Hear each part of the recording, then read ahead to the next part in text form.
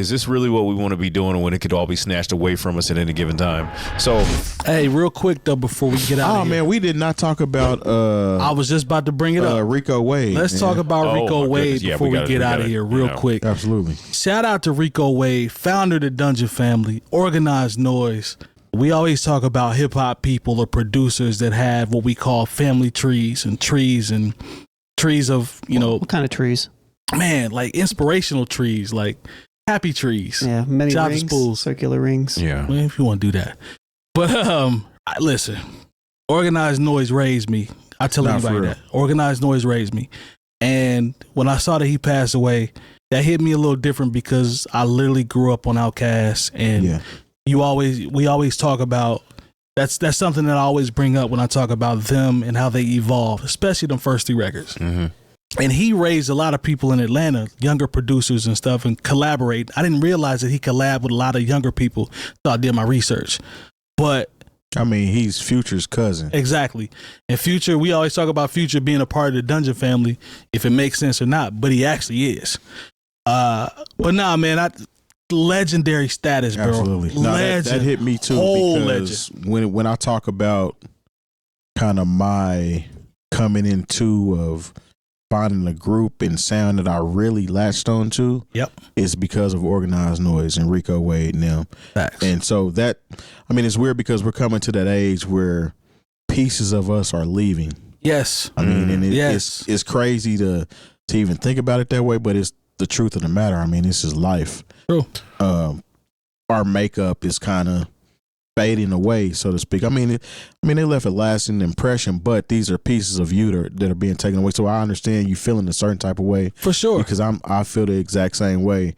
Shout out to him, because without him, he wouldn't have been able to talk to T-Boz, and T-Boz talked to Pebbles, and Pebbles set up that meeting with him, which in turn got Outkast on. He's literally the piece that gave the world Outkast. Think about Waterfalls, bro, and the story behind Waterfalls and the echo that you hear on the drums. There's a whole story beyond that. But I'm just saying, like, that's one of those records where it's, I don't know, you don't think that has anything to do with or is associated with hip hop, but to your point, he was working them back channels left and right for Outkast and for everybody. The South.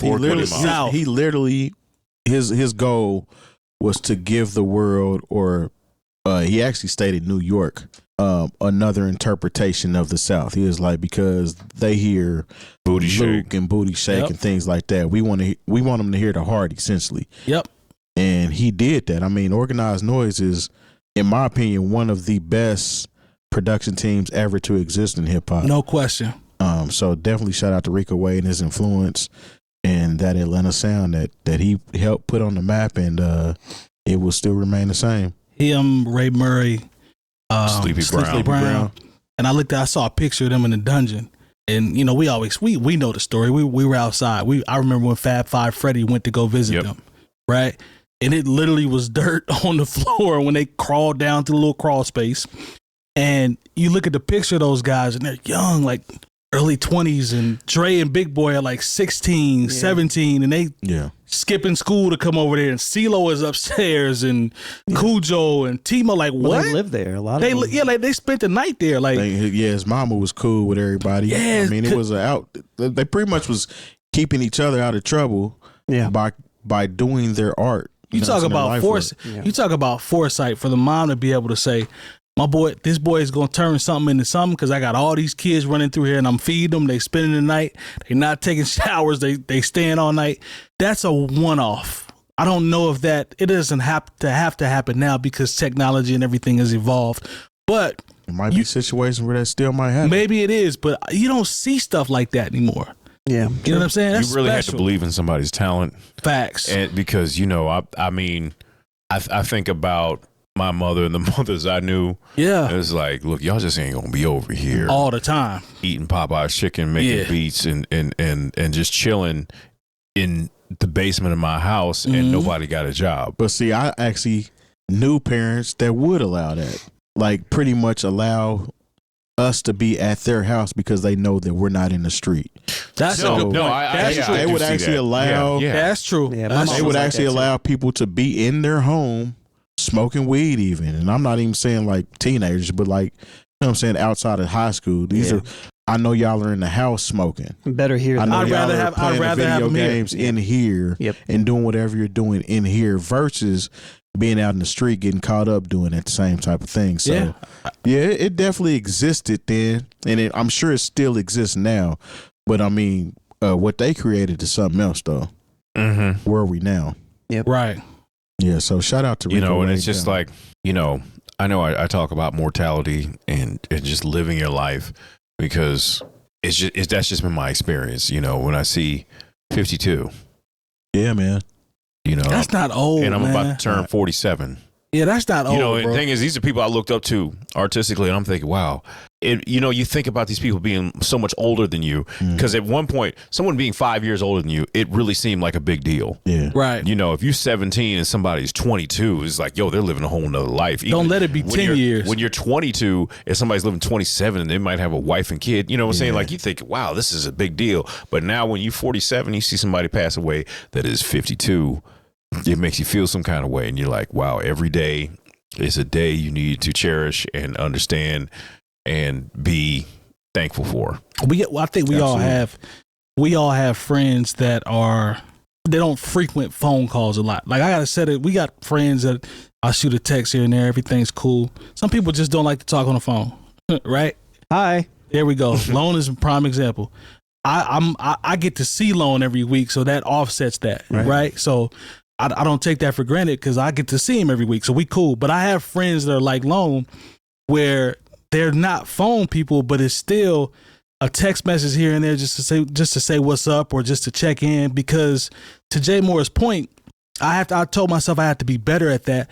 These are the types of things that reinforce that, where it's like, man, just reach out to somebody. If that person chooses not to respond, okay, cool. But I did my part to at least reach out to be like, yo, is everything good? You don't have to call me back. We don't have to talk for 2 hours. Mm-hmm. But if everything is cool, just shoot your boy a line and say, yeah, man, I'm good. It's good hearing from you. I'm good with that. But y'all know what I mean when I say that, bro, because these are the types of things that put that into perspective. For sure. Absolutely. You know what I'm saying? Or even just, beef with people that you love, right? Like sometimes that happens and you look up and it's like, well, that person's gone. I got open-ended conversations that I didn't get a chance to finish. I don't like the feeling of that, right? So you can kind of close some of those things off. I don't know, bro. These are the types of things that make me think about that. For real. No doubt. 52 ain't old, bro. That's not old. No. That's not old at all. Once again, about to turn, 47 this weekend. So 52 is not old. That's not old, man. It's just the same with we just talked about Cole and his retraction. Mm-hmm. So it didn't fit right. Didn't want that energy out there. It's the energy. Because what if that diss track is the last thing people know you for? Yeah. So I could, Yeah. That makes sense. The hip hopper in me didn't like that. Yeah. Right? And me and Terry, we talked like we were on the same page with that. Episode 384. Yeah, go check it out. But I understand the morality. I understand the grown folk part of it. Because now that he has passed away, and once again he's we're in a situation where you could be like, is this really what we want to be doing with our lives? Right. When it can all be snatched away tomorrow? Yeah. Do you want that to, because at the end of the day, I mean, they back and forth, but all these people are friends. Yeah. Yeah. All these people have worked together. Drake is on Kendrick's first commercial record. Right. I remember Drake shouting out J. Cole, like, because their albums were coming out roughly the same time. Yep. Drake and Ross have collaborated multiple times. Yeah, great songs together. Facts. And so it's like, is this really what we want to be doing when it could all be snatched away from us at any given time? So honestly, now like I said, the hip hop person in me, the competitive was like, come on, Cole. But part of me was like, when I see Rico Wade just be, or even Mr. C just be snatched away from us, and we didn't know it was coming. And it's like, this isn't how we should be spending our time. Yo, put some respect on Organized Noise name. Nah, for real. Rest in peace, Rico Wade. Because like Terry said, man, we was raised on that. So absolutely, your presence is felt, my brother. So rest in peace for sure. Yes, sir.